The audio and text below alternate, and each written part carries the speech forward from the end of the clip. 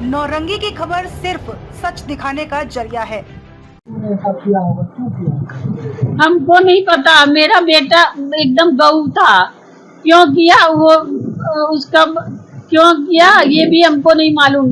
वो तो बेचारा दुकान बढ़ा के आ रहा था, उसके साथ क्या होगा उसको क्या मालूम। हम तो घर में रहा देख रहे थे कि घर में आएगा खाना देगा, खाना देंगे, टाइम हो गया और आए, अब खबर ये मिलता है, हम क्या करें बोलिए। फोन की बात कर रहे थे, क्या किसका फोन आता है? ब्लैंक कॉल किसका? ब्रेन कॉल किसी का नहीं आता है, कोई का नहीं। पढ़ाई छोड़कर वो आ जाता है। पढ़ाई छोड़ के पापा को उनके कैंसर हो गया, तो इसीलिए वो आया दुकान संभालने के लिए। दुकान तो कोई संभालेगा ना, कोई दुश्मनी नहीं, कोई धमकी उमकी नहीं। हाँ, वही हमको नहीं समझ में आ रहा उनको, उनका कैसे हो गया उसको। सबको मालूम है, पूरा शहर को मालूम है कि कितना सीधा बच्चा था। आज तो हम माँ हो के आप बोल देंगे कि झूठ बोल रही है, लेकिन पूरा गांव से आप पूछ लीजिए कि कैसा बच्चा था। यहाँ पर जितने खड़े हैं सबसे पूछिए। प्रशासन क्या कर रही है? प्रशासन अब क्या कर रही है हमको कुछ नहीं पता। प्रशासन कुछ करेगी तभी ना हम बताएंगे। क्या नाम है उनका? मेरा नाम मधु केडिया है। भैया ज्यादातर समय उनके साथ बिताते थे, क्या कुछ वो कहते थे, बताते थे इस संबंध में? देखिए, पहली बात तो कि मेरा भाई के जैसा कोई नहीं, मतलब कि लड़ाई झगड़ा में किसी के साथ नहीं। सबसे भैया करके अंकल करके बात करना, चाहे कोई दुकानदार हो या कोई दुकानदार का स्टाफ हो, स्टाफ को भी उतना ही इज्जत जितना उसके मालिक को दिया जाता है। किसी से भी लड़ाई झगड़ा नहीं है, सबको भैया भैया करके ही हम लोग काम करते हैं दुकान में। किसी बदमाशों से बहस की? कभी नहीं, वैसा कुछ नहीं। हर दिन दुकान से घर आने के बाद में छोटा से छोटा चीज मेरे को बताता था कि भैया आज ऐसा किए, आज वैसा किए। लेकिन कभी लड़ाई झगड़े का कोई भी बात नहीं हुआ कि है ना कोई मेरे को फोन किया हो या कोई भी गलत बात हुआ हो मेरे से, या किसी से झगड़ा किए हैं आज हम। कितना डर ऐसा कभी नहीं, कभी नहीं सर। रात को 2-2 3-3 बजे कॉल आता था हॉस्पिटल से कि है ना कोई इमरजेंसी दवाई दे दीजिए, तो हम लोग निकल करके दिए हैं। पेशेंट सब आकर के फोन करता था कि है ना इमरजेंसी दवाई हम लोग को दे दीजिए। अब क्या माहौल है, क्या कुछ डर है? आप बताइए, आज जब मेरे भाई के साथ कल रात को ऐसा हो गया परसों, तो फिर अब आदमी को अगर जरूरत भी रहेगा तो हम निकल करके थोड़े देंगे दवाई। अब उसको जरूरत भी रहेगा कि इमरजेंसी। देखिए, हम लोग का नाम दवाई का इसीलिए है क्योंकि हम लोग ऐसा दवाई रखते हैं कि आदमी को जरूरत में कहीं नहीं तो आत्मा मेडिकल याद रखेगा, समझ गए। लेकिन आज जब मेरे भाई के साथ ऐसा हो गया तो अब जरूरत में भी कोई मेरे को कॉल करेगा तो हम उसके पास तो नहीं जाएंगे। हम तो यही चाहेंगे कि मेरा भाई को कौन क्या किया है वो अब पकड़ में आ जाए। मेरे को किसी भी तरह से वो आदमी पकड़ा चाहिए जो जो गया हुआ है, बस सीधा सा बात है। दूसरा ऐसा किसी के साथ ना हो। क्या कहिएगा? मोहल्ला वाला से क्या मतलब है? जब मोहल्ला वाला पानी के लिए मना कर दिया था तो उससे कोई मतलब ही नहीं बनता। पानी सर, पानी एक ऐसा चीज है कि आदमी को हर घर में रहता है। पैसा तो नहीं मांगे, भीख मांगने नहीं ना गए थे, बहुत पैसा है हम लोग के पास में, उसका जरूरत नहीं है।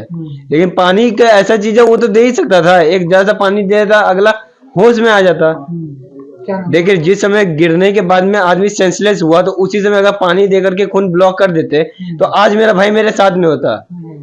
कुछ नहीं तो खून ही ब्लॉक करने का था, आदमी अगल बगल वाला खून सुना नहीं होगा गोली मारा तो। अगर आदमी सब भाग गया, चले डर के मारे भाग गया होगा वो लड़का लोग, लेकिन वो लोग नीचे उतर के कुछ नहीं तो कपड़ा से ब्लॉक कर देता खून को, और जरा सा पानी पिला करके खून आंख में पानी उन्हीं गिरा देता तो वो सेंस में रहता अपना। हम 2 घंटा उसके साथ में थे, लेकिन इधर से उधर जितना सांस उसका चल रहा था, भले सेंसलेस था अगला, लेकिन सांस उसका चल रहा था। उम्मीद है प्रशासन से? अभी तो यही उम्मीद है कि अगला बस पकड़ा के दे दे। आपको देखिए सर, 1 दिन हुआ है, अगला लोग 3-3 4-4 बार आ रहा जा रहा है, लेकिन इसलिए नहीं बोलेंगे कि कुछ कर नहीं रहा है, लेकिन जितना जल्दी हो सके हम चाहते हैं कि वो पकड़ा करके दे। ऐसा नहीं हो कि बात खत्म हो जाए, टाइम बीत जाए। उनके घटना हो जाती है, क्या कहेगा? सीधे सवाल खड़ा हो सुरक्षा को लेकर आम नागरिकों के भी और व्यापारियों के लिए। निश्चित तौर पर मैं तो बहुत आश्चर्यचकित हूँ कि मेरे विधानसभा में जब से मैं विधायक वैसी कोई घटना नहीं घटी, और इस परिवार को मैं बच्चे से जानता हूँ, कोई आज नहीं जानता। इस परिवार, इतने शरीफ परिवार तो बहुत कम आपको देखने को मिलेगा। अगर इनकी जो हत्या हुई है, मुझे तो आश्चर्यचकित हो, ये तो बच्चा पढ़ के भी आया है, इनके पापा को कैंसर भी हो गया है। इस परिवार से मैं बहुत दिनों से जानता हूँ, लेकिन निश्चित तौर पर ये जो भी क्राइम किया है, मैंने कल एसपी से भी बात की है, पटना में था मैं आज आया हूँ अभी मिलने के लिए, जानने के लिए। निश्चित तौर पर इंसाफ इस परिवार को मिलेगा, अगर नहीं मिलेगा तो इसके लिए मैं आंदोलन करूंगा, चाहे नीतीश जी माननीय मुख्यमंत्री से मिलना पड़े, डीजीपी से मिलना पड़े, लेकिन इंसाफ। क्योंकि देखिए थाना को अभी क्या है कि तेतारपुर थाना कर दिया, कोतवाली बगल में है, इनका मोहल्ला एकदम बगल में, ये कोतवाली थाना के अंतर्गत होना चाहिए इन लोगों का न्याय। अब लोग तेतारपुर कहाँ जाएगा, और पुलिस को सारा खबर रहता है अपराधी कौन कौन है। जिस गली में घटना घटी है, जिस समाज में घटा है, ये तो सोच के बाहर है कि यहाँ पर ये घटना किसी की मृत्यु हो जाएगी। और उस लड़के का जिसका परिवार बहुत ही शरीफ, लड़का शरीफ, बिल्कुल ये आश्चर्यचकित मुझे भी किया है। और मैं आपको बता दूं, ये लोग भी इंसाफ चाहते हैं। निश्चित तौर पर जब तक मैं हूं, इंसाफ इनको मिलेगा और जो भी अपराधी होगा वो सलाखों के पीछे जाएगा। मानवता भी शर्मसार हुई है, पानी मांग रहे थे रात में, कोई दरवाजा तक नहीं खोला। हाँ, दरवाजा खुला हुआ रहने के बाद भी पानी नहीं दिया गया। हाँ बिल्कुल, ये तो आत्मीयता के नाते किसी का भी बच्चा हो, अगर गिर गया है या किसी गोली चल गई या मौत हो गई, पानी मांग रहा है वो, और कोई उनके पिताजी जैसा आप कह रहे हैं कि मांग रहे थे और कोई पानी तक नहीं दिया, ये बहुत शर्मसार करने की बात है। इंसानियत होनी चाहिए, किसी भी परिवार का बच्चा का रिश्ता होता है या किसी का भी होता है, सबको इंसानियत के आगे बढ़ के उसको मदद करना चाहिए। जेल से छूट अपराधियों पर नजर नहीं, गश्ती में भी लापरवाही कर रही भागलपुर पुलिस। रौनक हत्याकांड में पुलिस की कार्यशैली पर उठ रहा कई तरह के सवाल। बड़ा सवाल है कि घटनास्थल पर आखिर पुलिस ने क्यों नहीं कराया डाटा डंप। भागलपुर के किसी बड़े माफिया के इशारे पर की गई रौनक की हत्या। इससे पहले भी कई बड़ी हत्याकांड में पुलिस के हाथ खाली रहे हैं, इसलिए आम जनता में ये चर्चा है कि पुलिस इस मामले का सही उद्भेदन नहीं कर सकती है।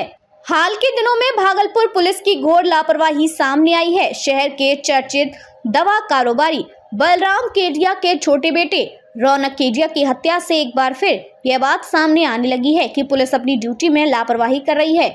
MP द्विवेदी रोड शहर का सबसे चर्चित और पोश इलाके के साथ ही दवा पट्टी के नाम से भी जाना जाता है, क्योंकि उस रोड में शहर के सबसे बड़े और चर्चित दवा कारोबारी अपना व्यवसाय करते हैं। उस चर्चित जगह पर पुलिस की गश्ती खास करके रात में नहीं होने की बात व्यवसायी कह रहे हैं।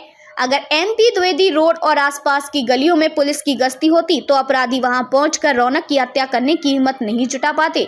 सिर्फ MP द्विवेदी रोड में ही प्रत्येक महीने करोड़ रुपए के दवा का कारोबार होता है। ऐसे में सवाल है कि उन व्यवसायियों की सुरक्षा को पुलिस ने कितना महत्व और प्राथमिकता दिया। बुधवार की रात MP द्विवेदी रोड से ही सटे शनि मंदिर गली में रौनक की गोली मारकर हत्या कर दी गई थी। दूसरी महत्वपूर्ण बात यह है कि भागलपुर पुलिस जेल से छूटे कुख्यात अपराधियों पर नजर नहीं रख रही है। रौनक हत्याकांड में भी निश्चित ही शहर के कुख्यात अपराधियों का हाथ होने की बात सामने आ रही है। ऐसे में सवाल उठता है कि अपराधियों की गतिविधि पर पुलिस ने नजर क्यों नहीं रखी, वे कहां जा रहे हैं, क्या कर रहे हैं और शहर के व्यापारियों और व्यवसायियों से रंगदारी वसूल रहे हैं, धमकी दे रहे हैं या कोई और गतिविधि में शामिल है, इसका पता पुलिस क्यों नहीं लगा पाती है। घटना होने के बाद पुलिस इधर उधर हाथ मारती है, सक्रिय दिखती है, कुख्यात को खोजने में लग जाती है, लेकिन जब कुख्यात अपराधी शहर में खुलेआम घूमते हैं तो उस पर पुलिस नजर नहीं रखती। सच बात तो यह है कि जिले के कई थानों में, खास करके शहर के महत्वपूर्ण थानों में सक्षम पदाधिकारी को थानेदार नहीं बनाया गया है। यही वजह है कि वे ना तो घटना को रोक पाते हैं, ना ही घटना होने के बाद अपराधियों को जल्दी पकड़ पाते हैं। इस बात की सूचना अक्सर मिलती रहती है कि जिले के कुछ थानेदार अपने से खड़े होकर अवैध तरीके से बालू की लोडिंग करवाते हैं और उससे पैसा कमाते हैं। जब इस तरह के अवैध कारोबार में थानेदार संतलिप्त होंगे तो अपराध नियंत्रण भगवान भरोसे ही रहेगा।